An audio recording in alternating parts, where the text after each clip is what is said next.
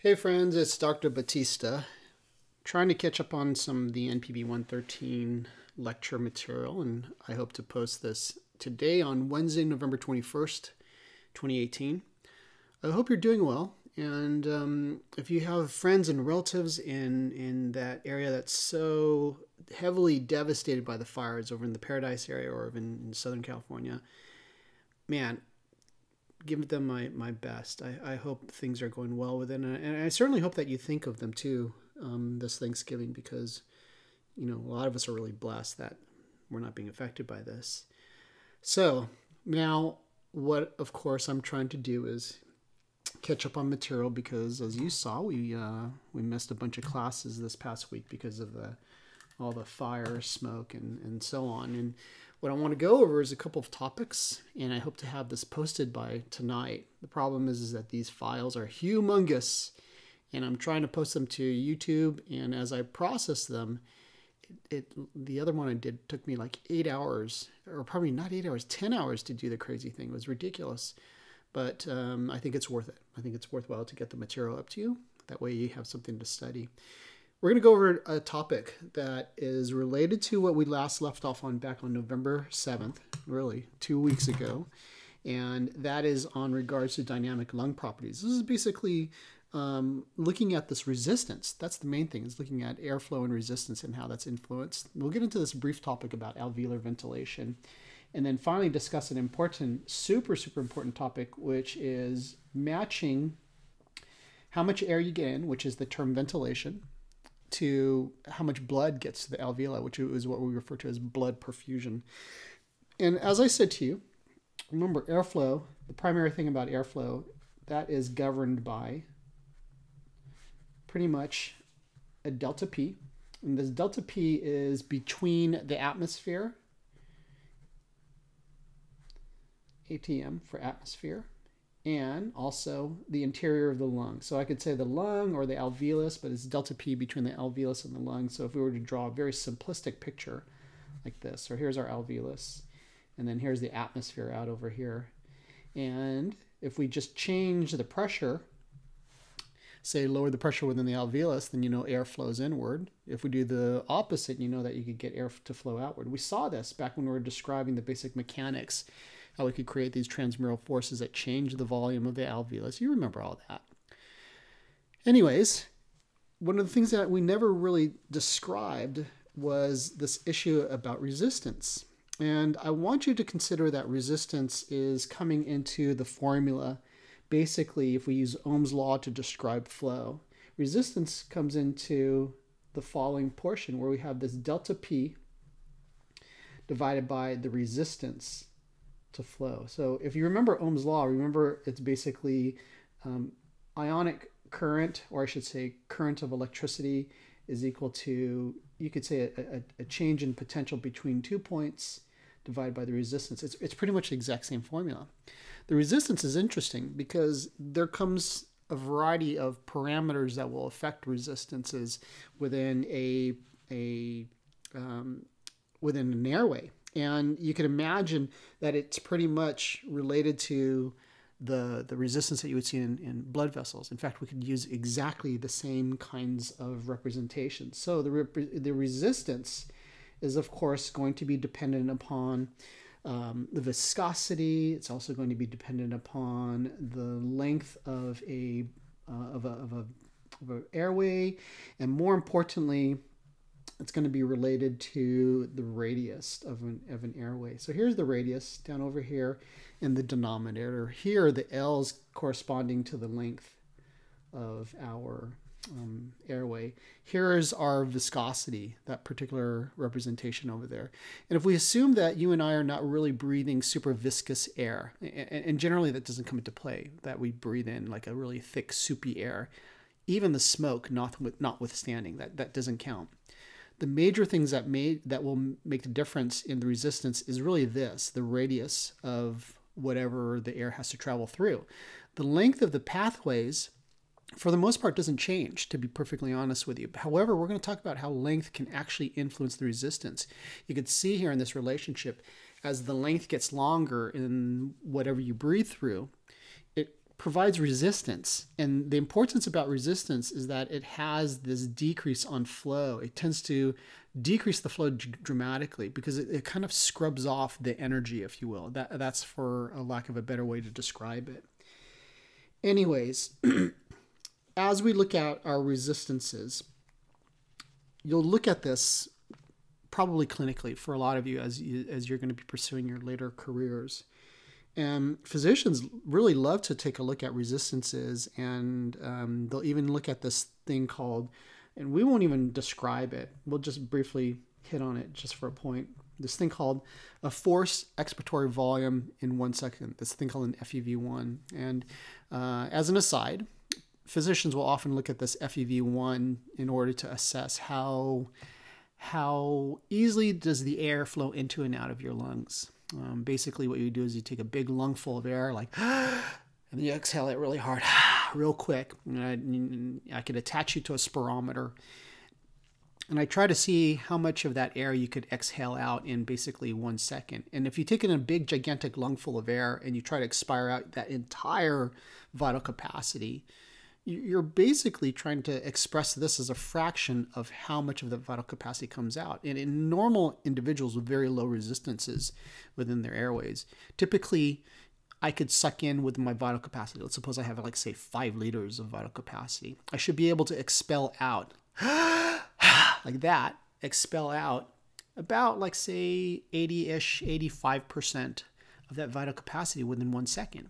If the resistance is really high, imagine, it's kind of like as if you're blocking off the pathway. It gets a little bit harder to push out that air. And so that's the significance about resistances whenever we're thinking about it clinically.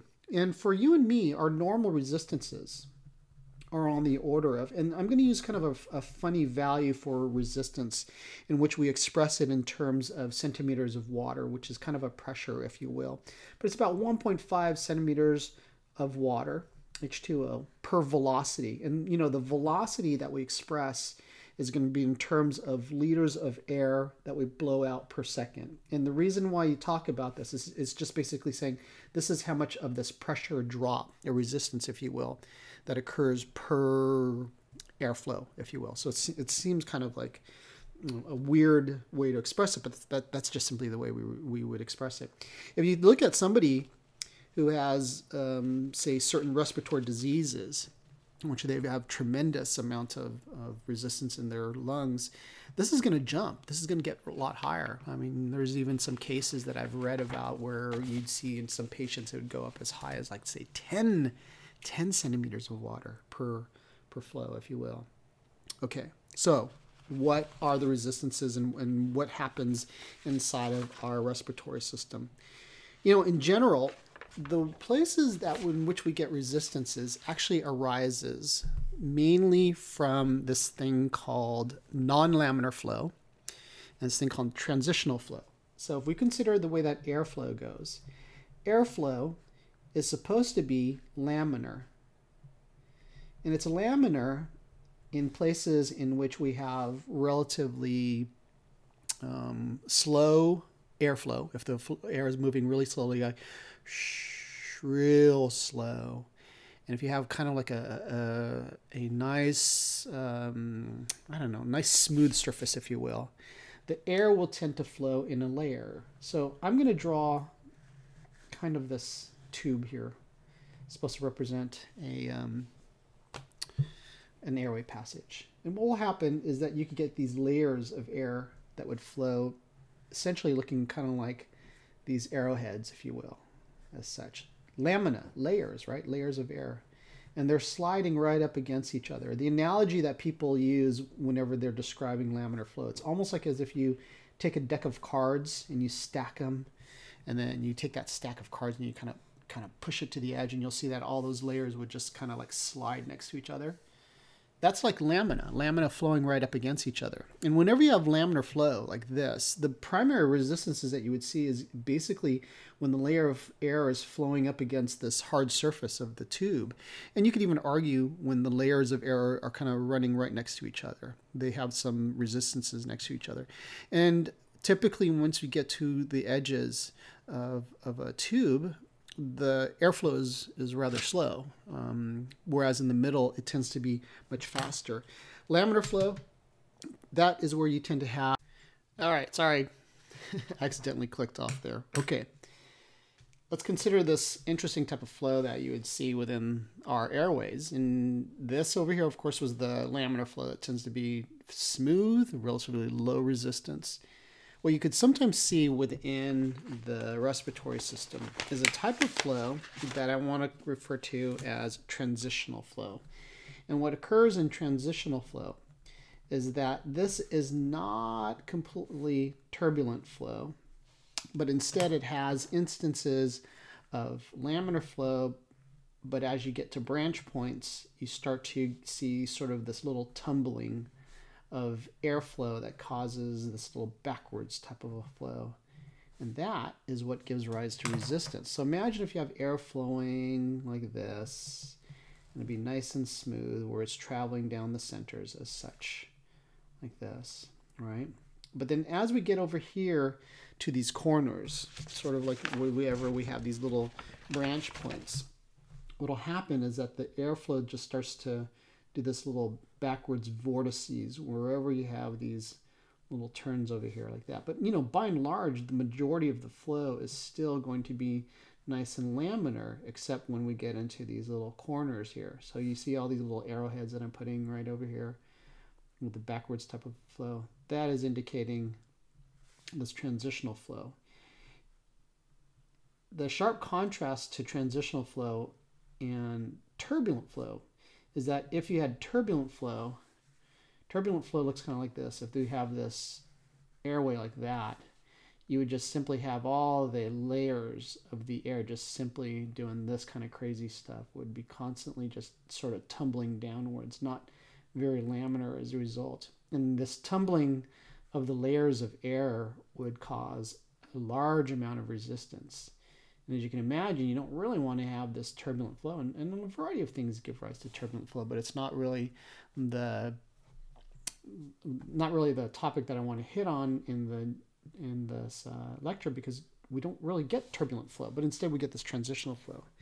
So transitional flow isn't 100% laminar. It just has this little bit of, you know, this backwards turbulence, tiny bit of turbulence whenever we get to these branches.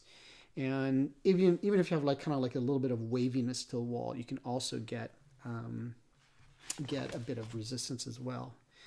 So surprisingly, if you were to ask the basic question, which of our airways has the greatest amount of resistance, most people would say, well, clearly it's got to be the bronchioles. Remember, the bronchioles are those tiniest of our airways, in which we would typically see those bronchioles arising. Remember how we have a lot of branching in the lung?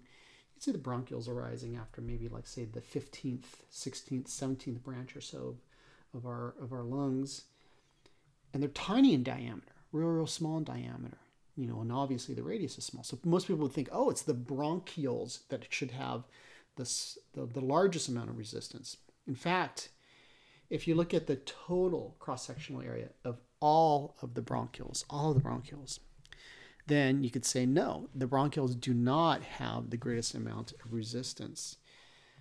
Surprisingly, it's the largest airways. These guys have the most resistance. And the reason why they have the most resistance is because they'll have these branch points. So imagine if this were the trachea, and then we get into our primary bronchi. We get over here into our right as well as our left bronchi, and then we get into our secondary bronchi over here. Whenever we get into these large airways over here, these guys actually have the highest resistances. The resistance doesn't arise from this formula. Okay, so this resistance that we're seeing over here is telling us about the length and radius relationship to the resistance. But instead, the resistance that arises from transitional flow occurs because of this crazy tumbling air, right? Right there. Anytime you have the air tumbling, it's creating resistance to flow.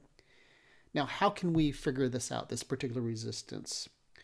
So what we got to look at is this thing called the Reynolds number. I don't know much about the Reynolds number. I'm not a physics geek. I don't know much about airflow and liquid flows and things like that. But one can estimate this Reynolds number and tell you a bit about how it's related to the resistance of a particular vessel. So here is one in which we have 100% turbulence. In this example over here. So we could get this. So tons of turbulence. Here's an example of our transitional flow. Over here on my right is the one in which we have laminar flow. What's happening in there? What can we do in order to figure out whether this guy, and let's assume these all have the same radius. All of them have the same radius, same length of the vessel. How do we determine that this has way more resistance because of the transitional flow? Well, in regards to the Reynolds number, we could calculate it. The Reynolds number is equal to the following formula. You multiply the radius times 2, and then what you could do is you look at the viscosity of the gas, and then you multiply that. Well, not the viscosity of the gas. You'd have to actually call this more of, not viscosity, this would be more like density, because you and I aren't really having a viscous air that we're consuming, more of a dense gas, sort of like a heavy gas versus a light gas. So let's call it not viscosity but density. So gas density, radius, gas density, and then finally this guy right over there. What's that dude right there sitting in the middle? This is basically our velocity of the gas. Well, you know what also turns out? I'm sorry, I totally forgot this. I'm looking at this relationship. The viscosity of the gas is going to come into play over here. But we're going to ignore this for a moment because let's just assume that we're not really messing around with differences in viscosities of gases. And even furthermore, with the densities of gases. We're just only concerning ourselves with the velocity of the gas and the radius of the gas. Now, let's say this and this and this guy, they all have the same resistances, right? Let's assume that they all have the same resistances. So for example, in this formula, the R would go out, right? Because the same, pardon me, I said that wrong. They had the same radius. I apologize. Same radius, okay? So then the R portion goes away. So here's radius. 2 is a number, right? So we ignore that. So here's a constant factor. Same radius, that's a constant. Same viscosity, gas viscosity, same gas density. It's a velocity. So what you're seeing here is that in the cases of our large vessels, our very, very large airways, not vessels, airways. In the large airways, what we have to see is that the Reynolds number is actually dependent upon velocity. Okay, that's the main thing that comes into play. So what's going to happen here? As you get these really big vessels, what'll happen is that the airflow is very, very fast in these large, I keep saying vessels again, large pathways, these large airways. So you can imagine in the interior of your pharynx, the back of your throat, our trachea, big old thing, right? I mean, pretty much about the size of my 2 thumbs, if you will. Primary bronchi, secondary bronchi, man, they're big. Lots of air is moving through there very, very quick. So as a result of that, that's what's going to be cranking up this Reynolds number. And then you could also argue and say, hey, if you're going to get into the trach, that's going to be a big radius. So that also is going to crank up that Reynolds number. So then what's going to happen? As we calculate the Reynolds number, we find that any Reynolds number that is greater than 3,000, what that means is that you get turbulent flow. Turbulent flow, resistance. That's independent of this, right? We're ignoring that for a moment here. It's the resistance. So you're thinking about this air kind of tumbling back on itself, kind of scrubbing off the flow, scrubbing off that delta P as well. That's resistance due to this tumbling. And in contrast to that, if the Reynolds number is less than 2,000, what we could then say is that that particular type of flow, laminar flow. And we could argue that this is low resistance, low resistance. Now, where's transitional flow? Well, obviously it's going to be somewhere in between. It's not 100% turbulent. It's not 100% laminar. Somewhere in between. That means in our big vessels, I keep saying vessels, sorry, big airways, gotta stop that, big airways. It's that turbulent flow / transitional flow, not turbulent, I should say, the transitional flow that's causing the resistance. Now, what about when we get into the tiny little bronchioles? What about those guys? Do we have turbulent flow? Do we have transitional flow? Do we have laminar flow? When you get into the bronchioles, the velocity is lower. It's a lot lower. So as a result of that, the bronchioles, these guys have a low Reynolds number, certainly going to be below 2000, low Reynolds number. So as a result of that, there's low resistance due to this whole Reynolds number associated with the transitional versus turbulent versus laminar flow. This doesn't come into play so much because when we talk about the total cross-sectional area of all the bronchioles, there's a lot of it. So that's why it too also has low resistance relative to this physical parameter, the size parameter, if you will. And the bronchioles have a low Reynolds number because the velocity is slow. All right. Okay. So to give us an idea of the relative resistances in the places, I've got some numbers over here. I don't recall which was the reference that I pulled this out of. Kind of interesting to consider the differences in the resistances. So for example, if we take a look at the pharynx,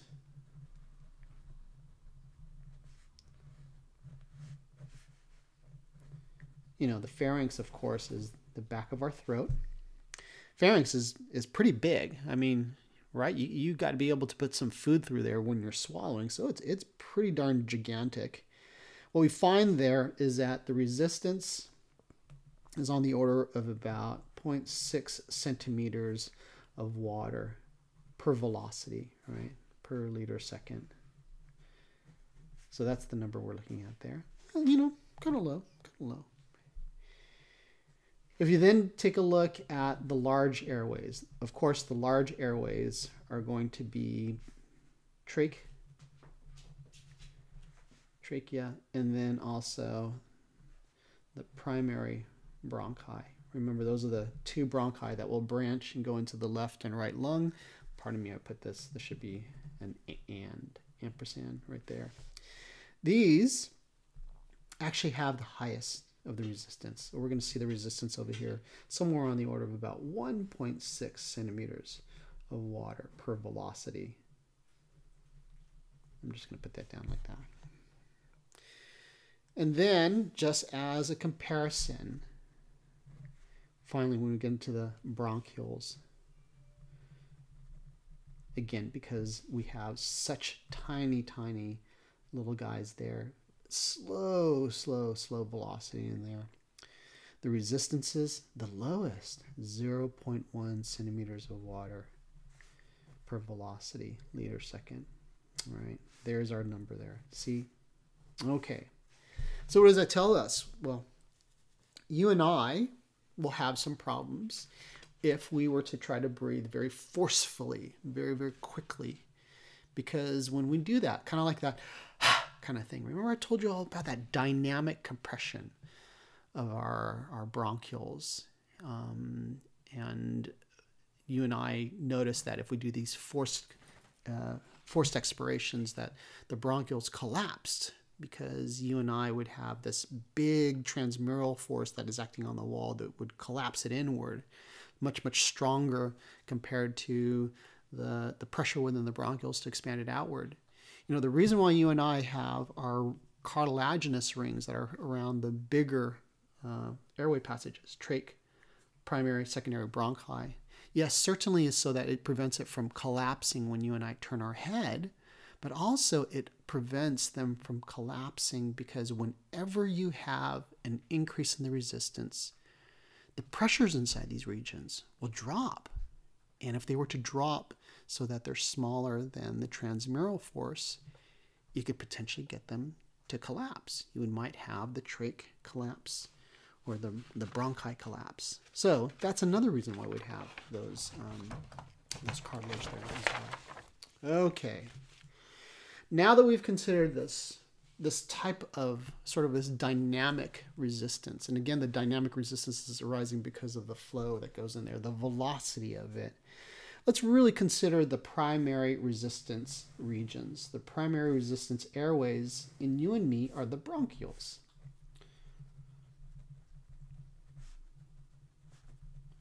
The primary resistance airways. And what we find within our bronchioles, these guys will have smooth muscle surrounding them. Just sort of like these layers of smooth muscle. I'm just going to put in some smooth muscle surrounding this guy over here like that. As such, lots and lots of it. And we could have input that comes in from both the parasympathetic nervous system as well as input that's coming in from the sympathetic nervous system. So here's SNS input coming in on the green. If you look at parasympathetic input, PNS input, if you increase the parasympathetic input, what occurs is bronchoconstriction. And when you increase bronchoconstriction, let me flip back over to here. Let's get into this formula right there. You can see how that raises the resistance, right? Because you're going to basically decrease the radius. So as a result of that, this value here gets bigger, right? The resistance is going to get higher. So that is a way that we can control the airflow through a given bronchiole. Now, the reason why we do this is sort of analogous to what we do within the cardiovascular system, how you do vasoconstriction, vasodilation. You and I would do that in order to control the flow through certain pathways, to ventilate certain places. Same thing with how we would perfuse certain places when we do vasoconstriction, vasodilation. That's why we do bronchoconstriction and bronchodilation. With an increase in sympathetic input, what occurs there? Bronchodilation. Bronchodilation. Make the diameter of the airway a lot bigger. And that would then allow a greater amount of flow within a given region. Now, some of you are wondering, how in the world does this occur? Because normally when we think of sympathetic input that's coming into smooth muscle, it normally causes the smooth muscle to contract. So what is going to be mediating this particular response? It appears that this is primarily a beta adrenergic response that's occurring on here, probably occurring through these guys called beta-2 adrenergic receptors that will be mediating the response on this particular smooth muscle. Okay. Parasympathetic stimulation is one that's going to cause bronchoconstriction. Sympathetic stimulation is going to cause dilation. Anything else? Third one, super important, hits us a lot during, say, allergy season. Histamine. Histamine. This can be released by, like, say, mast cells. It can be released by, oh gosh, what is it going to be also released by? I want to say by eosinophils and probably even basophils, I believe. It's a, I want to consider it sort of like one of these, I don't want to call it 100% an inflammatory factor, but I guess that's how you would classify it, right? As an inflammatory factor that's important for the overall immune response. Nonetheless, histamine causes bronchoconstriction. This is the reason why some of us would suffer from asthma during allergy season. I know I get it. Boy, oh boy, I certainly get this asthmatic response whenever I get exposed to dust and pollen. Okay, anything else that could be influencing airway resistances besides this parasympathetic input and then this histaminergic response? And by the way, this is primarily the main way that we're going to be controlling the resistances right there through that bronchoconstriction and bronchodilation. One more thing that can also influence it, which is surprising, is lung volume. Lung volume also affects resistance. And here's how it works. And this is one of the ideas that is related to the morphology of the lung. It's related to how the alveoli are sort of tethered, if you will, to our airways. And for lack of a better way to show it to you, I'm going to draw it like this. So here's a bronchiole. And what we often find in light microscopy, if I were to see a bronchiole, say in cross-section, what I'll then see surrounding it would be all these alveolar sacs, such like this. And this is a common thing that you would see looking kind of like this. There would be all these guys sitting here. And bronchioles are pretty easy to see because they have sort of like these thick walls. And if you're lucky enough in your histological sections, you would get a chunk of smooth muscle. So it's relatively identifiable. Sometimes I get them confused because they'll sometimes appear like as if they were a blood vessel, but I could tell that they're not blood vessels because, well, there wouldn't be any blood in them. So generally you'd find these big walled pathways, and you can then say, oh, okay, that particular guy there is likely going to be a bronchiole. Then surrounding the bronchiole are all of these alveoli. And what happens is that the alveoli, these guys are tethered, meaning they're attached to the bronchioles. They're attached to the bronchioles probably by cartilage. Not cartilage, pardon me, cartilage, that's silly. Collagen, attached by collagen fibers that are grabbing onto it. And what will happen is that when you and I inhale, so during inspiratory efforts, you know that the lung volume, V sub lung, will increase. Because remember, the transmural forces will then allow us to expand out the lung. It's going to oppose the elastic recoil surface tension collapsing forces. You remember that whole deal. Lung volume increases. So then as the lung volume increases, you know that alveolar volume also increases at the same time. So what will occur is as these guys are getting bigger, the theory is that they will then they'll pull open the bronchioles. So it's almost like you have like an alveolus. It's going to grab onto something. So this is supposed to be the wall of my bronchiole, and then here's an expanding alveolus. And as it's expanding out, it's kind of like pulling on the wall of the bronchiole. And so as a result, the bronchiole will tend to stay open during inspiration. Now, some of us would think, well, wait a second. If we're going to expand these guys, wouldn't that crush down on the bronchiole? It doesn't. It doesn't. The theory is that no, instead, when these things are expanding and shifting and moving, they're really kind of pulling. They're pulling on the sides of this bronchiole to maintain its volume, keeping it open, expanding it outwards. The thing is, though, is that this is probably more dependent upon lung volume too as well. Because, surprisingly, what happens is that at low lung volumes,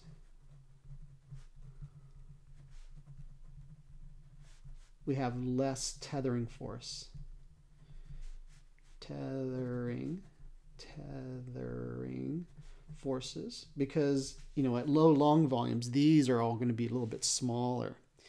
So what's going to happen is that there's not going to be as much pulling open of the bronchioles.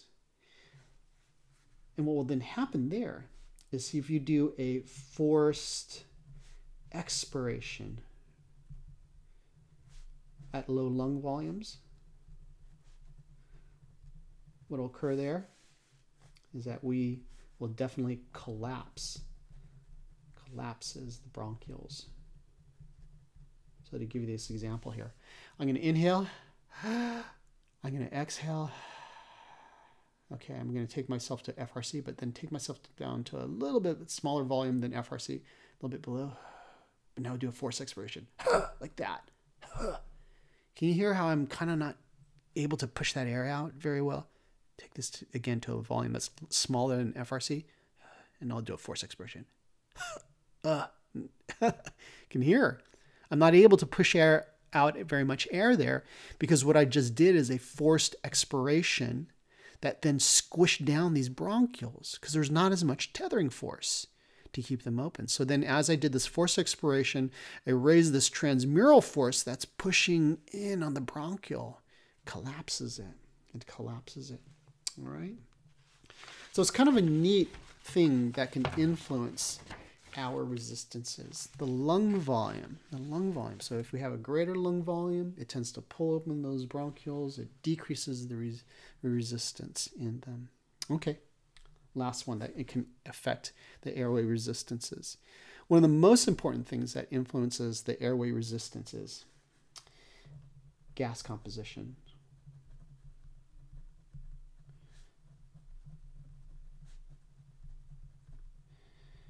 All right, gas composition affects resistances. And this is when we're going to be considering the luminal concentration of gases, particularly, say, CO2 as well as O2. And when the luminal gases within an airway changes, or I should say within an alveolus changes, it's also going to influence the interstitial gas composition. So let me show you what I'm talking about. So let's imagine we have a blood vessel right over here. Here comes some blood. And if this is coming out of the right-hand side of the heart, you know it's going to be delivering carbon dioxide because this is coming from systemic blood, right? And here's an alveolus sitting over here like this. And you know, under normal circumstances with our alveolus, assuming that you and I did a normal inspiration, what the blood is going to be doing is that it will give up carbon dioxide like that. And then simultaneously, it's going to grab O2 from the alveolus, right? Okay, so blood coming from the systemic circulation, going to give up CO2, then it's going to gain O2. So let's suppose we were to do something where we have low ventilation. Low ventilation. So in other words, we're going to ventilate this alveolus a lot lower than normal. So what will then happen is that the blood is still coming. It's still coming from the systemic circulation, and it still has the same amount of CO2 in there and the low amount of oxygen in there. So let's just use, like, say, P venous CO2, because this is venous blood coming from the systemic circulation. CO2, like, say, 46 millimeters of mercury, just to use some numbers. And we'll just say P venous O2 of about, I don't know, like, say 40-ish millimeters of mercury. Maybe you were doing quite a bit of activity, right? High carbon dioxide, low O2. So if we were to do low ventilation of this particular alveolus, but maybe somewhere else we could ventilate it real well, but for this particular alveolus, we're doing low ventilation. What's going to go in there is that CO2 will build up in the interstitium.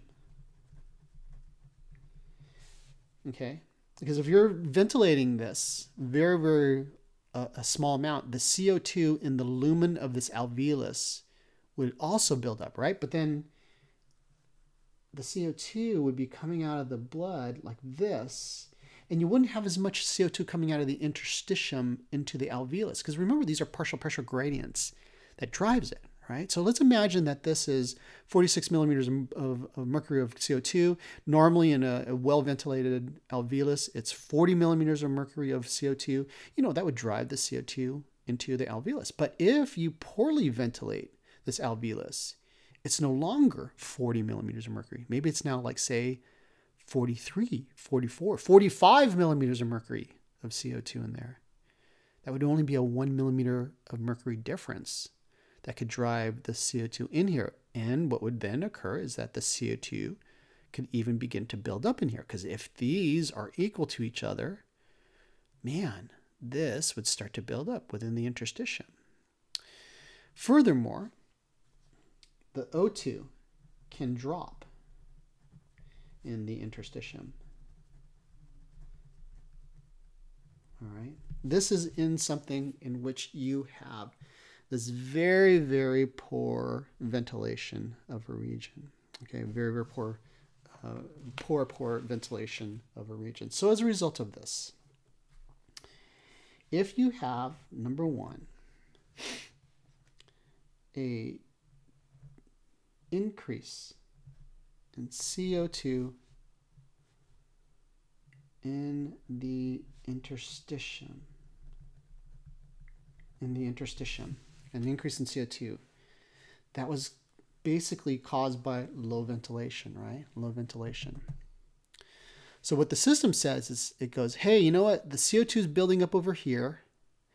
We better ventilate this more, right? Because the CO2 is building up in here. What that would result in is that it would then causes bronchodilation. And the reason why you want to do the bronchodilation is that that will then increase ventilation of the alveolus.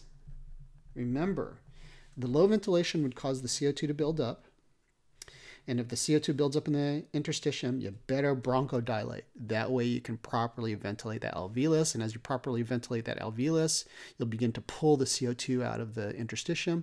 It returns back to normal. See how that works? So rise in CO2 in the interstitium causes bronchodilation. But if on the other hand, if you have a drop in the CO2 in the interstitium, a drop in the CO2 in the interstitium, as opposed to this rise in CO2 in the interstitium. This rise in CO2 in the interstitium over here at point number 1, that was caused because, well, we have a rise in CO2 content within this lumen over here. A drop in the CO2 in the interstitium means that we have a lower amount of CO2 in this lumen of the alveolus. How would that happen? Well, it would occur if you happen to have an alveolus that's overventilated, like you're driving a ton of airflow through that, more than that is necessary. So as a result, you're removing more and more CO2 out of this content, out of this alveolus. Is the O2 content going to change very much? Probably not. It's really more the CO2 content. It'll drop in here. So if we have a lower amount of CO2 in this interstitium, what we want to do is decrease the amount of ventilation to that alveolus, because that particular alveolus is getting ventilated too much. So as a result of that, drop in the CO2 in the interstitium, which was caused by basically a drop in CO2 here in the lumen of this alveolus, this is going to cause bronchoconstriction. And as a result of that bronchoconstriction, it decreases the alveolar ventilation of that particular alveolus or that alveolar sac, whatever it is. Okay? Anything else? One more. O2, oxygen content. So remember in this one, I said to you, if you poorly ventilate this, the O2 can drop in the interstitium. So it turns out that if you have a drop in O2 in the interstitium, which is reflective of a drop in O2 in the lumen of the alveolus, that causes broncho. You want to take a guess? What do you think? Take a guess. Drop in O2 in the interstitium causes bronchodilation. Because eventually what we want to do in order to correct for that is to increase the ventilation of that alveolus. Happens automatically in you and me. This is representing what we would consider local control. We need this local control of the bronchioles because when you and I are breathing, we are not equally ventilating every single part of the lung. I mean, it's just like in the blood. Remember how I said to you that when we have blood flow, you're not perfusing every single place in your lungs. You're having these differences in ventilation, pardon me, in blood flow. So we have local control of blood flow, right? Just like this, we'll have this local control of the bronchioles, and that will then influence the local flow of specific, local flow of air to specific alveoli. And we try to match it such that the delivery of the blood is going to be matched to the ventilation, because we don't want to underventilate this, because if you underventilate it, then the end result is that this blood here, as this is going to be returning when it comes back to the heart over here, this returns back to the left-hand side of the heart, becomes part of our systemic circulation. You don't want to have low O2 content in there. That would be silly. And you don't want to have elevated CO2 content in there. So this is the reason why you and I, we'd want to go ahead and ensure we match this flow to the bronchioles. Okay. Alveolar ventilation.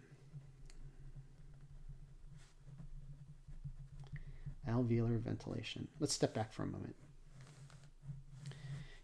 There is a parameter that we call minute ventilation. Minute ventilation is equal to our tidal volume, and then you multiply this times the respiratory rate, like that, minute ventilation. We represent the minute ventilation like V dot E, TV minus respiratory rate. Okay. So, in general, you and I, 12 breaths per minute, oops, not minus, times. 12 breaths per minute, and the amount of air that you breathe at rest, typical resting tidal volume, we'll call it about a half a liter per breath. Okay, so we multiply these two together, the breaths will divide out, or I should say simplify out. 12 breaths times 500 mils, we're talking about 6,000 milliliters per minute or so. So typically in you and me, we have a minute ventilation on the order of about, like say, well, you know, anywhere from about 5 to 6 liters per minute. That's our usual ventilation of our respiratory system. This is in your average person. I mean, I've seen it in instances. Pardon me, I need a drink over here. My throat's getting a little dry. I've seen it in some folks where, in the lab actually, you know, where I saw some students, they'll be breathing at like 17 breaths per minute. I encountered this in one student. I said, "Are you feeling faint? You're really overventilating themselves." And they weren't breathing shallow either, by the way. They were breathing 17 breaths per minute. You know, that's like a 50% increase in their ventilation. And no, the person felt fine, and it was just strange. You normally don't really see that too much. But do keep this in mind. When you and I are breathing, some of the air, it's only going to be touching the exchange surfaces. And the exchange surfaces in you and me are the alveoli. It's also going to be the alveolar sacs. And also these guys called alveolar ducts. So what happens is when you and I are breathing in, our air is going to be going through the conductive pathways. The last conductive pathway is, of course, the bronchioles. And then the bronchioles will then branch into these things called respiratory bronchioles, which looks like a bronchiole, and then it has an occasion like an alveolus stuck onto it.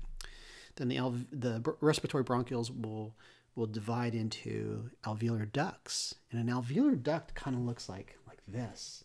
It's an airway passageway, but then what's surrounding it is a bunch of alveoli over here. So you could do gas exchange across that. And then the alveolar ducts would then finally branch into forming a bunch of these alveolar sacs like this. So here's, you know, a couple of alveolar sacs like that I stuck at the end of this alveolar duct like that.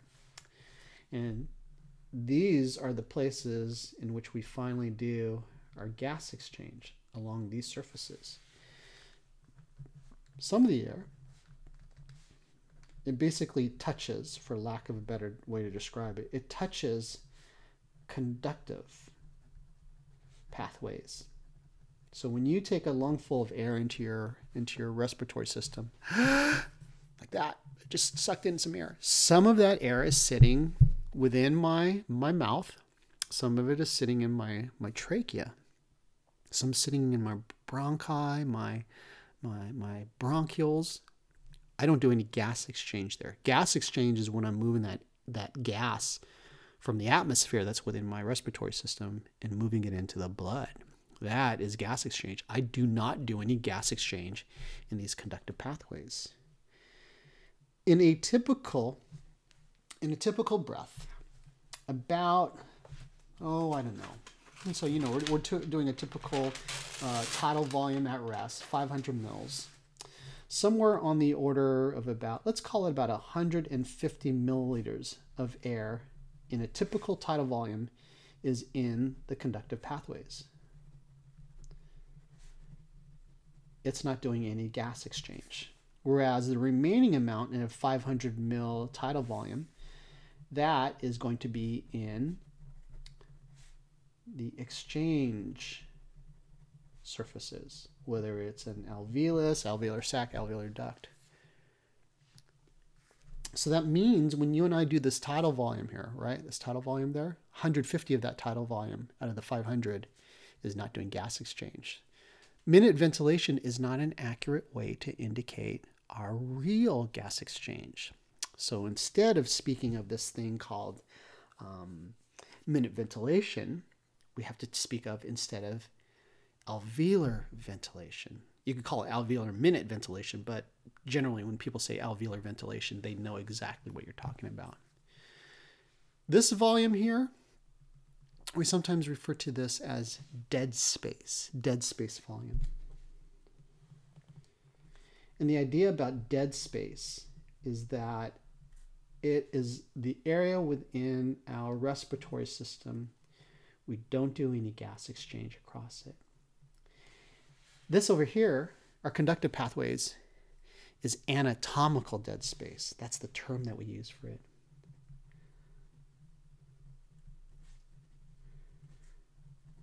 And again, our anatomical dead space is pretty much all of our conductive pathways. Our nose, our mouth, the trachea, bronchi, bronchioles, anatomical dead space. If you're to have a lung disease that begins to destroy some of your alveoli, well, now we call those destroyed alveoli because they're not able to do any gas exchange anymore. You call that physiologic dead space because it's not going to be able to do gas exchange. Even though you get air in there sometimes, it isn't going to do a gas exchange. So this is something we have to take and consider in regards to our alveolar ventilation. And so the real way that we're going to be calculating our alveolar ventilation is the following. Alveolar ventilation. It too is also a flow rate. And we take the tidal volume, TV, minus dead space volume. Remember, the dead space volume is about 150 or so. And you multiply that times the respiratory rate as such. So 350, 150, that means our real alveolar volume is 350 milliliters multiplied times 12 milliliters per breath, 12 breaths per minute. And so what we're looking at is roughly, let's see, 350 times 12, that's 350 plus 70, 3.5 to 700. So we're talking about roughly about 4.2 liters per minute or so. That's our real alveolar ventilation, as opposed to the 6 liters per minute. Now you see this value over here, 4.2 liters per minute? Remember how we drive blood flow, 5 liters per minute, right? So it's interesting to note that we ventilate our lungs at rest at approximately the same flow rate as we're pumping the blood out of the heart. About 5 liters per minute out of the heart, 4.2 liters per minute that we're doing our alveolar ventilation. There's one more issue that also happens when we have this ventilation of our dead space and tidal breathing. Tidal breathing causes mixing of old air with our new inspired air. So what will happen, for lack of a better way to draw it out like this, is if we do a tidal volume inward, what will happen is that you and I will put 150 milliliters of air into the dead space. So there's our dead space right over there, all right? And then here in the alveolus, alveolar sacs, whatever you want to call it, alveolar ducts, or exchange surfaces. What we do is we put inside here 350 mils. 350 mils.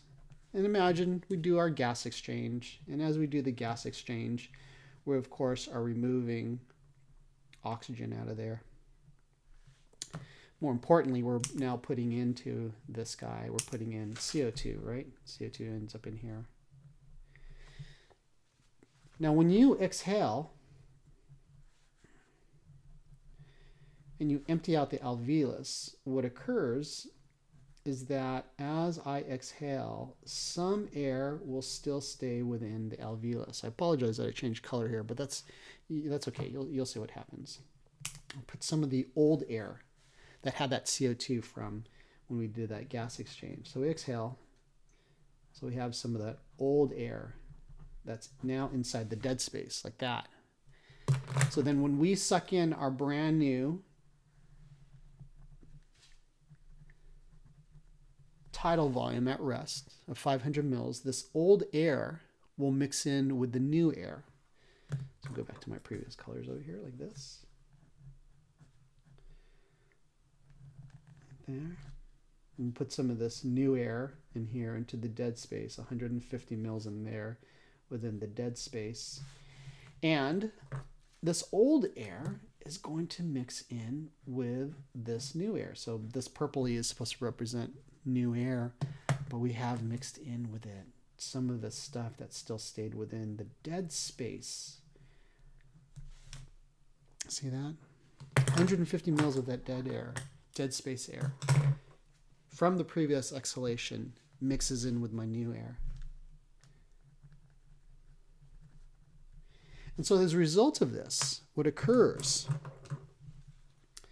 the result is that, remember how when you and I are breathing, I said to you guys that we are breathing in basically a mixture of, like, say, 80-ish% in dry air, right? In dry air. It's 80-ish% nitrogen, about 20-ish, 21% oxygen. And then when we suck air into our respiratory system, we make it wet. We also mix it with this dead space air too. And as you make it wet, it'll change the relative proportions just a tiny bit, because the water vapor is only at about, like, say, 47 millimeters of mercury. And so if you were to take a look at, like, say, just plain old wet air, plain wet air, you'd find that the PO2 is probably about, like, say, 148 millimeters of mercury. And then the PCO2 is tiny, tiny. Because remember, the percentage of CO2 in atmospheric air, 0.03%, tiny amount, right? If you take 0.03%, multiply that times 760, then remember I had to subtract out 47 millimeters of mercury of that pressure from the 760, and then you multiply that times the fraction of CO2, you'd find that the amount, 0.21 millimeters of mercury. Wet air is like that. But then when you mix it, now we have this mixed and wet air that is within the alveolus over in here. The PO2 will drop. Then the CO2 content increases. So now we have a PO2 equal to, like, say, 100 millimeters of mercury. See that hit we got to it? 100 millimeters of mercury. PCO2, 40-ish millimeters of mercury. And just to remind ourselves, the water vapor, H2O vapor, that's going to be equal to about 47 millimeters of mercury. Nitrogen's still in there too, by the way, but we don't really much care about it. We're not so concerned about it. It's mainly this. The O2 content drops when we get into here, into this mixed air. CO2 content rises in here. Is this the end of the world? No, it's not. It's not a big deal. Because remember, what really matters is that as long as you maintain this partial pressure gradient between the alveolus and our basically it's systemic venous blood that's coming out of the right-hand side of the heart, it isn't a problem. Not a big deal, man. We're just going to go ahead and do that gas exchange. As long as we have that partial pressure gradient difference, we are going to be able to ably and effectively do the gas exchange. Not a worry at all. Okay. All right. One last thing. You know, back when I was a little kid, we had a swimming pool, and I decided to sit on the bottom of the swimming pool like this. So here we are.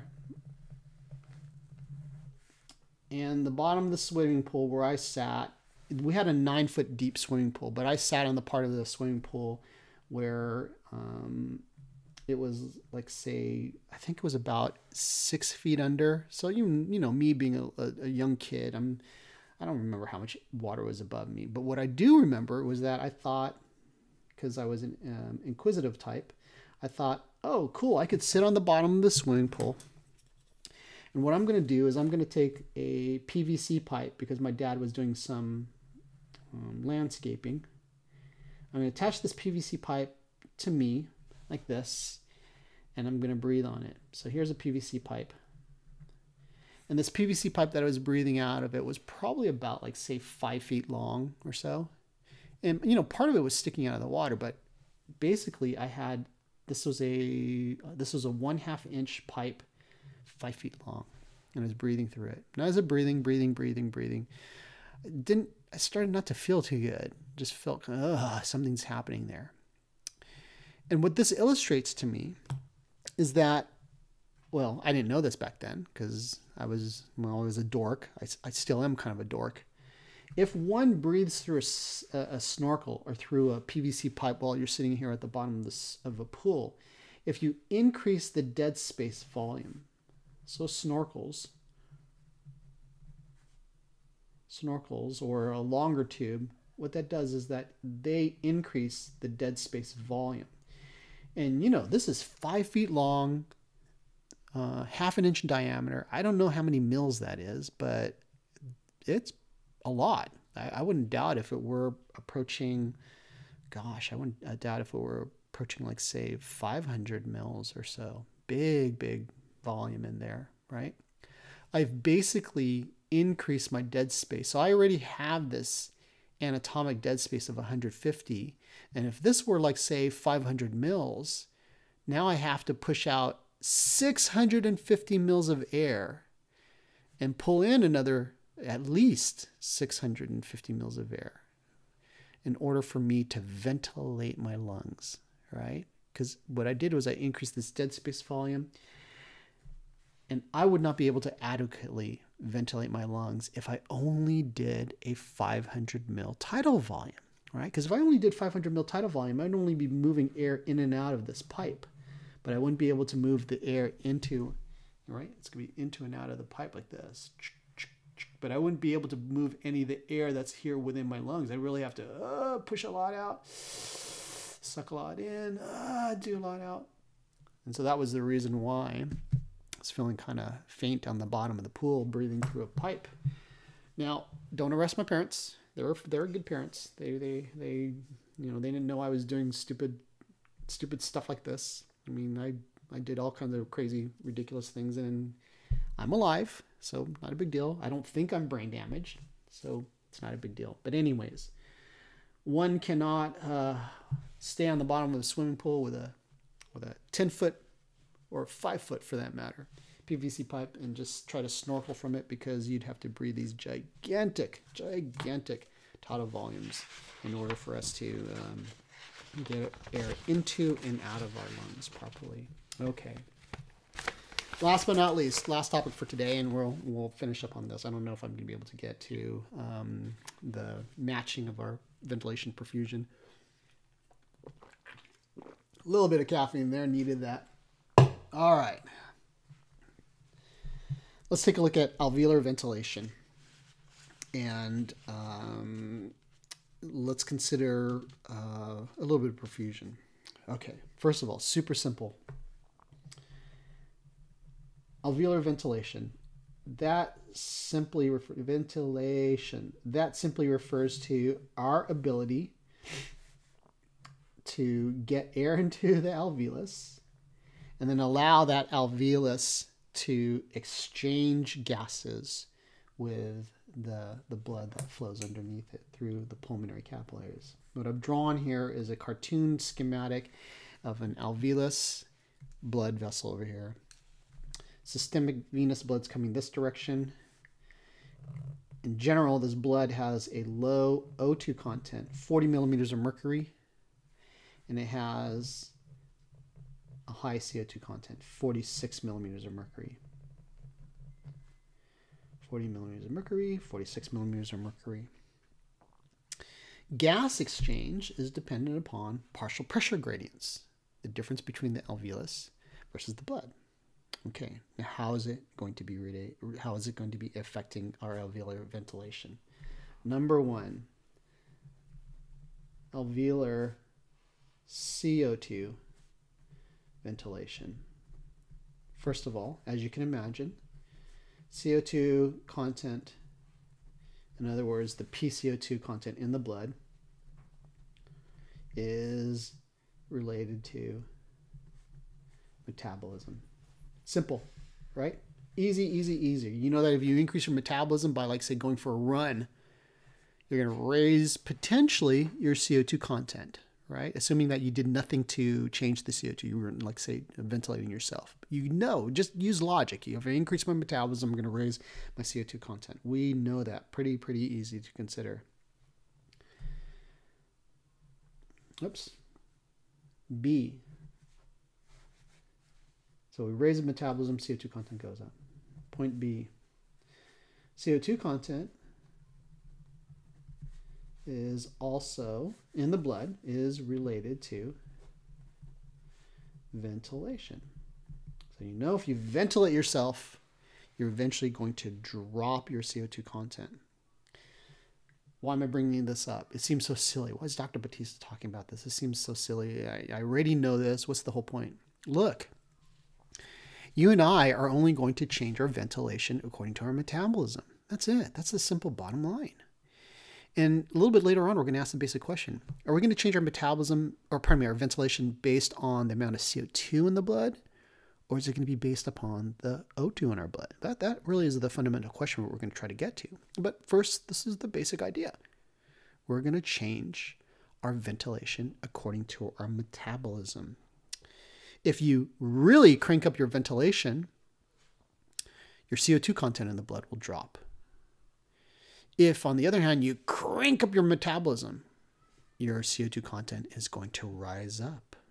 So we know that we have these potential ways we could change our CO2 content in the blood before it finally gets over to the left-hand side of the heart. Remember, this over here is going to go to the left-hand side of the heart and return into the systemic circulation. Okay. Anything else? Anything else that's important? One of the things we should consider is that as we change our ventilation, in particular, the one I want to talk about is increasing our ventilation. As we increase our ventilation, that's the one that's super important. The main one that tends to change. So let me do it. As opposed to causing changing, let's just say increase. Let me rewrite this because that's the point I wanted to get at. I apologize. I really didn't want to get to. I was sort of mixed bag. Oh well. Okay, here we go. As we increase our ventilation, remember we're increasing our alveolar ventilation or increasing our minute ventilation, whatever you want to talk about. As we increase our ventilation, what will happen is that the arterial blood, the reason why we say arterial blood Well, this gets confusing. Let me go back to over here. This is going to go back to the left-hand side of the heart, right? The blood's flowing over here. This goes back to the left-hand side of the heart. This is going through a pulmonary vein. But then as the blood pumps out from the left-hand side of the heart, it goes into the arteries, right? It goes into the aorta. And so that's the reason why we're going to call it arterial blood, because we're really looking at systemic arterial blood. Got it? Okay. So as we increase our ventilation, our systemic arterial blood, partial pressure of it, PaO2, that will begin to approaches. I think I misspelled it, but that's okay. Approaches the inspired PO2. In other words, let me stop this. I got a scam. Okay, there we go. It begins to approach the inspired O2. And it's possible, if you were to really ventilate yourself really, really fast and deeply, like that, really, really deeply, what's going to happen is that this blood over here, which will normally start off at 100 millimeters of mercury, darn it, I messed that up, PaO2, starts off at about 100 millimeters of mercury. What that does, O2, starts off at 100 millimeters of mercury. I keep repeating myself here. It begins to approach about 150 millimeters of mercury. Because remember, moist air, see that there? About 149, I remember I said 148, 149, 150-ish millimeters of mercury. That begins to approach it. And by and large, if you look at the difference there, you know, it's about 10 millimeters of mercury, somewhere around over there.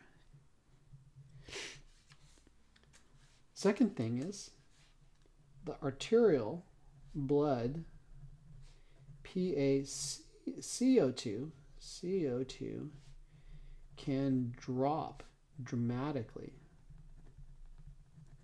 In other words, what's going to be happening there is the PaCO2 will fall from, because the PaCO2 over here is going to be approaching, after it goes past the alveolus, gets to be about 40 millimeters of mercury. It'll fall from 40 millimeters of mercury to who knows, whatever. It all depends on how much I ventilate myself. So here's what will happen. If I ventilate a lot, the amount of CO2 that remains in here gets smaller and smaller. And despite that I'm mixing that old air with new air, that CO2 that's within the alveolus, it drops and drops and drops and drops and drops. And then here comes this blood going over here. It's going to equilibrate. That CO2 content is going to fall pretty darn dramatically. Okay? You could probably guess that. You probably knew that. All right.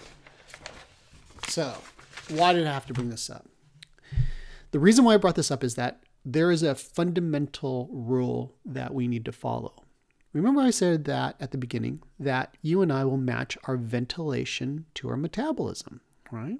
So if you have high metabolism, you're going to increase your ventilation. You all know this. You go for a run, go for a long bike ride, you're breathing harder, breathing deeper, because you're increasing your minute ventilation. Makes sense, totally.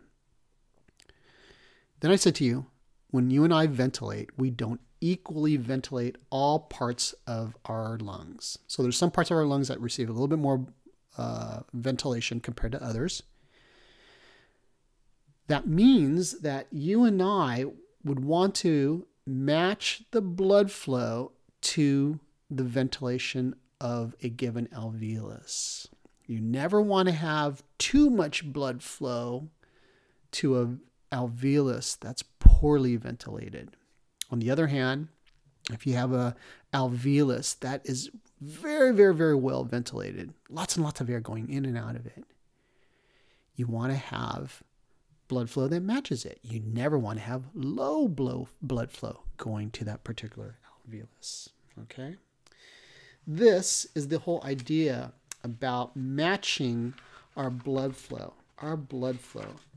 from the right-hand side of the heart to the ventilation of the alveolus. Okay, so here's our last topic for today. Turn this guy off here. There we go. You've been good troopers, lasting through this.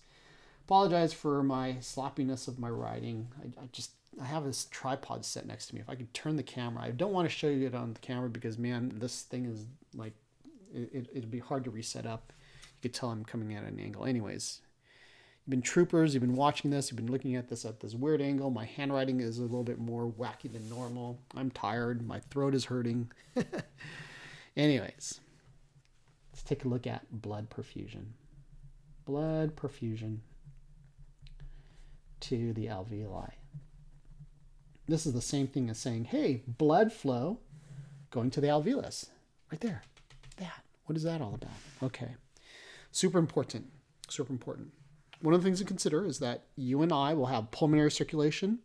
That's the blood that's coming out of the right-hand side of the heart. So remember, this is coming from the right-hand side of the heart. Pulmonary circulation goes to eventually these pulmonary capillaries, brings blood that doesn't have very much oxygen content in there, PO2 in there. Notice that I forgot the 2 there. The PO2 content is about 40 millimeters of mercury.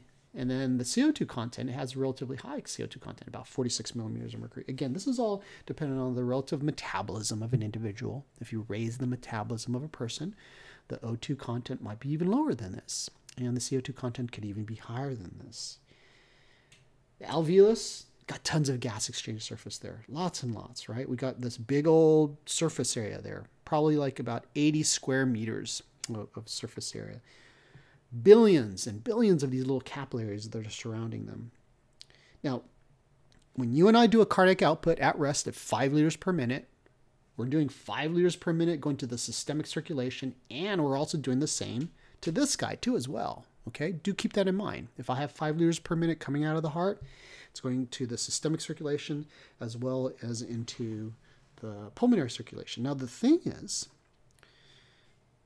the blood pressure inside of our pulmonary circulation is relatively low. But that's perfectly fine that it's low. We don't really worry so much about it. I mean, our typical ventricular pressure, if our mean arterial pressure on the left-hand side of the heart is like, say, a little bit below 95 millimeters of mercury, the mean arterial pressure going into the pulmonary circulation, it's like around 25 millimeters of mercury. That's okay, because the circulatory system doesn't have to push a ton of volume through a ton and tons of blood vessels within the lungs. It's a smaller area, so that's why we don't need a lot of pressure to drive that flow.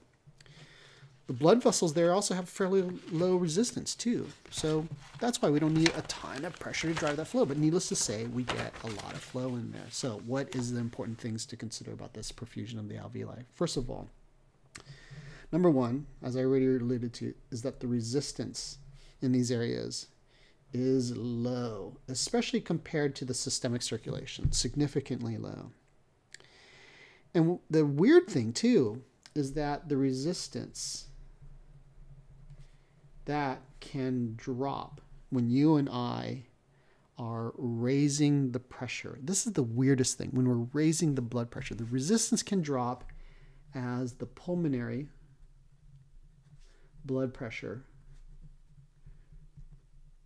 increases. Isn't that weird?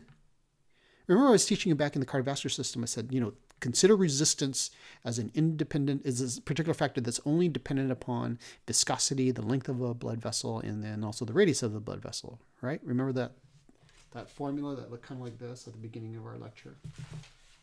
This guy, right?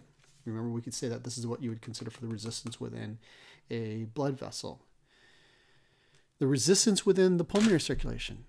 As you raise the blood pressure, the resistance can actually change. Oh, excuse me, I put that. Yeah, there we go. I did that right. Resistance can drop as the pulmonary blood pressure increases. You see this formula over there? Do you see any relationship with blood pressure? I don't. So how's this occurring? Here's the thought. What happens is that when we are at rest and we have a low cardiac output, so low cardiac output at, like, say, 5 liters per minute, what happens is that not all the blood vessels in the lung are perfused. Perfused. I misspelled that there. Perfused. I forgot an R. Guess I'm getting tired. Are perfused. In other words, not every single blood vessel in the lung, in the pulmonary circulation, is receiving blood. Many of them are just sort of sitting there, not having any blood flow going in there. Now, if on the other hand,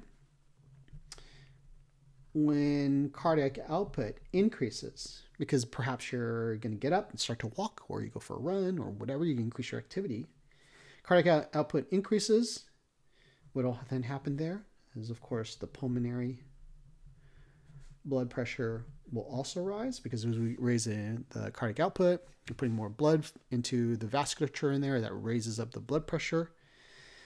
What will happen is that the blood vessels that were originally non-perfused, the ones that were sort of like closed, for lack of a better term, those blood vessels are then recruited.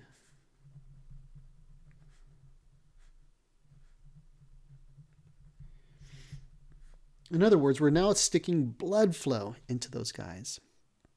And then as a result of that, and as they distend in diameter, you're basically increasing the overall cross-sectional area of these blood vessels, arterioles in particular, within the pulmonary circulation.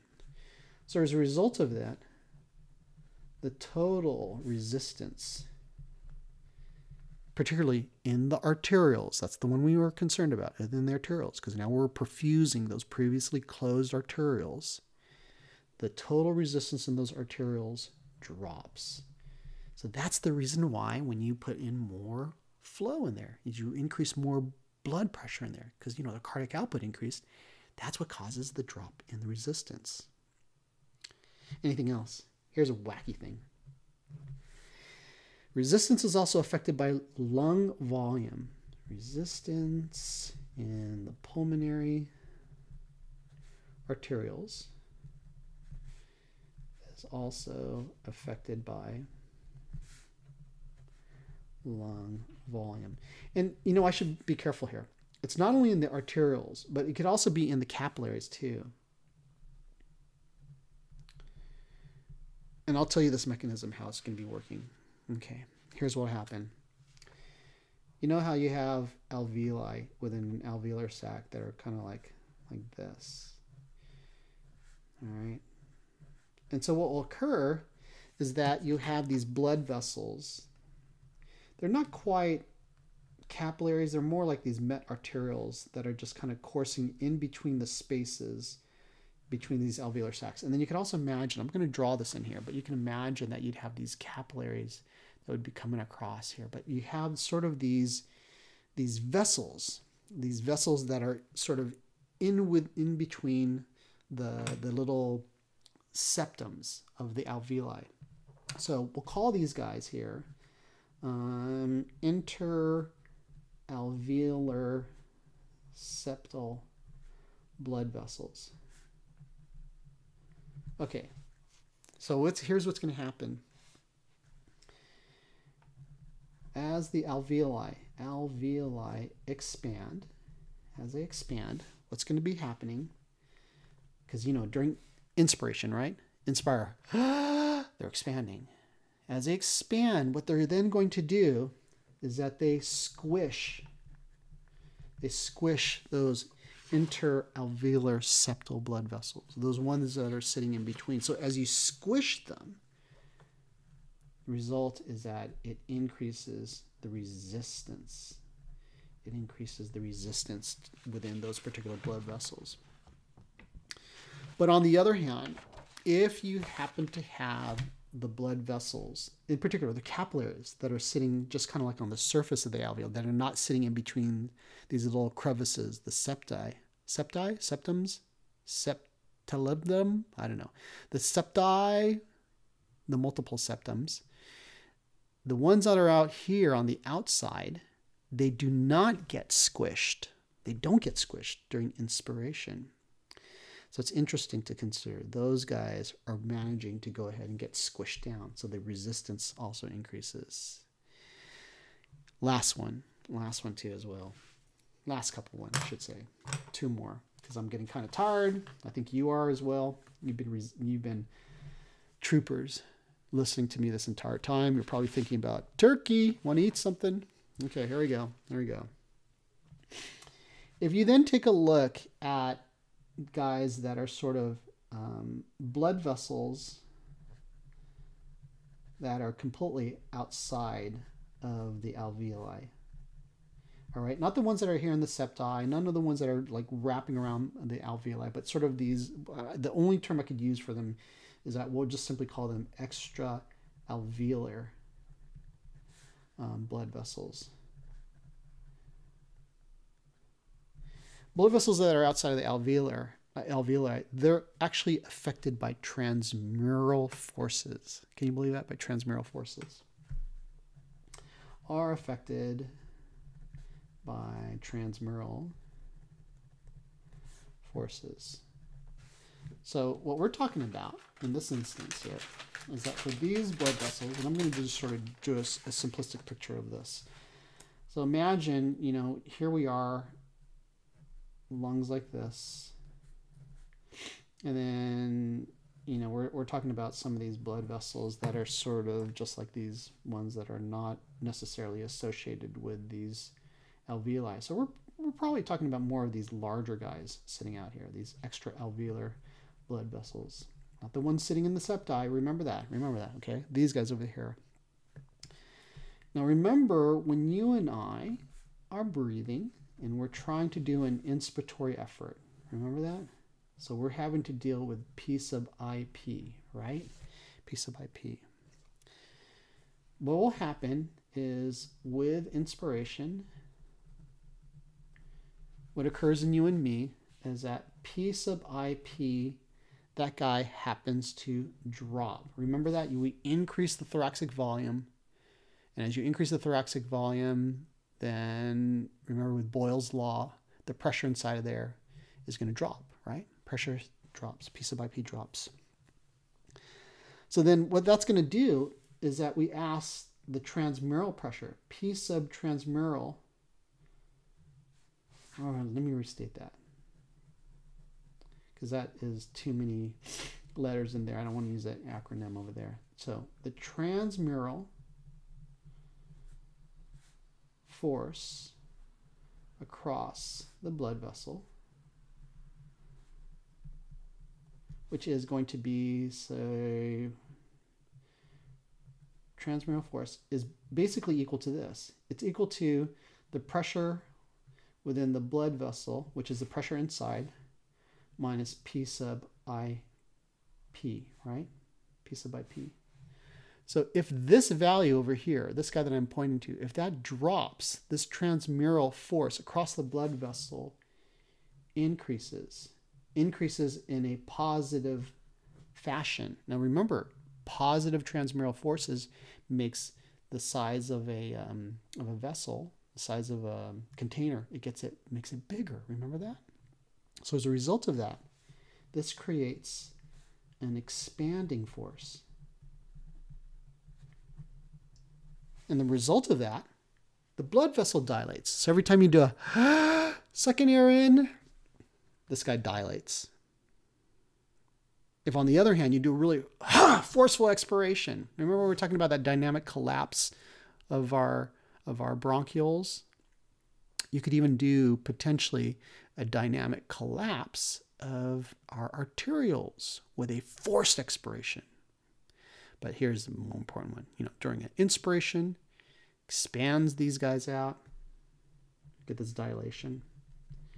And as a result, we can get an temporary increase in blood flow that goes to our blood pressure, or pardon me, into our blood vessels. All right, last one. Last but not least, point number 4. What about gravity? Here's the interesting thing about gravity. Is that, remember in the case of gravity, I said to you guys that our lung happens to have differences in the intrapleural pressure in given regions of the lung. So let me draw this kind of big so we can see this. So remember the P sub IP over here would be like, say, 750 or so. And then down over here with P sub IP could be equal to, like, say, 758 or so. So what will occur here is that the alveolus at the top is really stretched out. And then as we get to the middle, the alveolar, the alveoli are not quite as expanded. And then at the bottom, they're like that, real tiny, like this, right? Remember that? So I said to you that when you and I are breathing, that we normally will begin to ventilate the bottom first because these are easier to expand, whereas the alveoli over here at the top are really, really expanded out. So what happens is that this can also influence our blood flow. We have 3 zones. Zone number 1, we have another one over here, zone number 2, and we have a third zone over here, zone number 3. And what occurs is that in certain regions, the blood vessels are affected in such a way that maybe some of them are a little bit squished down. So up over here in zone 1, the alveolus is so expanded out like that, it will then also squish basically on these blood vessels here, these intraalveolar blood vessels, these ones that are sitting within the septi. Zone 1, the alveolus squishes the blood vessels. And as a result of that, we have very, very poor blood flow. Very, very low blood flow. Low blood flow. So as you and I are having this cardiac output, need a little sip here. 5 liters per minute going to the lungs. You ain't driving much blood up here, friends, because we've squished down those blood vessels. Low blood flow. On the other hand, over here in zone number 3, what occurs there is that the blood pressures within the venous side, within the capillaries, within the arterial side of the pulmonary circulation, right? So the arterioles are coming into the capillary, the pulmonary capillaries, and the pulmonary capillaries will drain into the veins. All of those pressures are much bigger compared to the pressure caused by the squeezing of the alveolus. So in other words, the alveolus doesn't even at all squish down any of those 3 critical vessels, the arterial, the capillary, or the pulmonary veins, venules that is. Zone 3, alveoli do not squish the blood vessels. We'll have very, very good blood flow. So you'll ask, okay, what about with zone number 2? Zone number 2, you tend to have in this region over here that alveolus can be potentially squishing down on the veins because, you know, the veins and the venules have the lowest pressure. It could be squishing on them. But in general, over here in zone number 2, it won't be strong enough to squish down on the pulmonary capillaries and certainly not strong enough to squish down on the pulmonary arterioles. And as a result here in zone number 2, we have a bit of squishing. So the flow is certainly greater compared to zone number 1, but it is definitely not as high compared to zone number 3. So what does this mean? Bottom of the lung,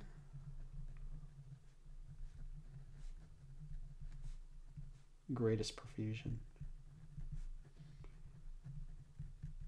Top of the lung, lowest perfusion. And this is occurring at rest, by the way, okay? Greatest perfusion, bottom, lowest at the top. All right. Okay. Let me see. You know what? One more point. Hold your horses. I know you're about ready to dash off. Probably waiting for that turkey to jump out of the oven. It better not jump out of the oven. It better been, you know, dead if you're eating a turkey. No live turkeys in the oven, okay? So it better not be jumping out of the oven. Okay, anyways. Turkey smelling good. Your tummy's grumbling. Ready to celebrate Thanksgiving with your family and friends. I'm still here. Over here in Northern California. I'm going to be heading down soon. Anyways. Last but not least. Oxygen. Oxygen. How is that going to be influencing our blood flow? As I mentioned to you, remember I said to you that if we have a low oxygen content over here. Remember this? Where the heck did it go? Low oxygen content with respect to the bronchioles. It causes bronchodilation. So we're talking about the bronchi. What would the bronchi do? That was the basic question that we're asking ourselves. What would the bronchi do? Right? Oh, my computer just popped off over here. Let me make sure I'm still recovering. Oh, I am. Broncho. Where'd it go? Over here. Oh, here we go. On page number 5. Low O2 causes broncho dilation. We're now going to ask ourselves, what about the blood vessel? Not the airway passage, blood vessel. So it causes bronchodilation because what we're going to try to do is increase the ventilation of the alveolus. But what would it do to the blood vessels, the pulmonary arterioles? If we have, this would be, I think, point number 4, point number 4. If we happen to have low interstitial O2 content,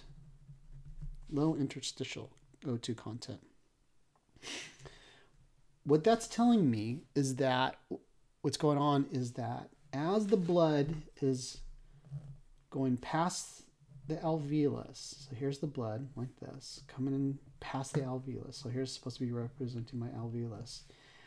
This blood flow is really yanking out the oxygen content out of this interstitium. Just yanking it out. Because maybe the flow in here is really high and, this is poorly ventilated. So what we would do, of course, is with respect to the low O2 content, we would cause that bronchodilation. Remember that? Bronchodilation, right? But then the other thing we would want to do is we'd probably also want to slow down the blood flow. Slow down the blood flow.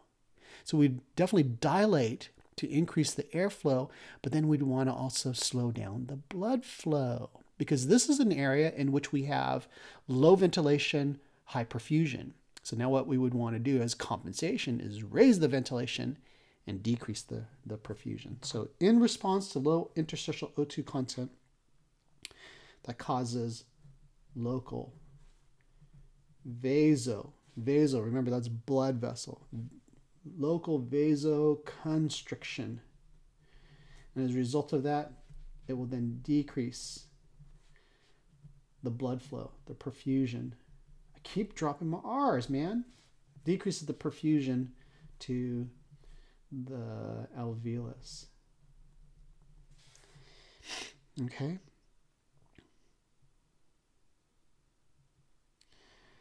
All right.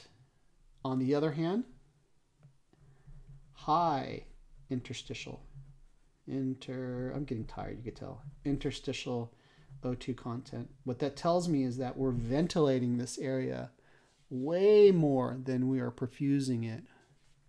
That would cause local vasodilation.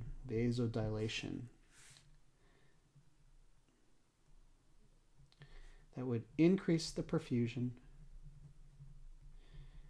And so as you increase the perfusion, you'll be able to yank out more of that oxygen in there out of the interstitium. Because what happens in here is if you have a high interstitial O2 content, you're really ventilating this region of the lung really, really high, but you're not driving a lot of blood flow there. So the way you compensate is you go, okay, well, I'll go ahead and decrease the ventilation of this alveolus, but then at the same time, I'll increase the blood flow so that I could pull out the oxygen. Okay.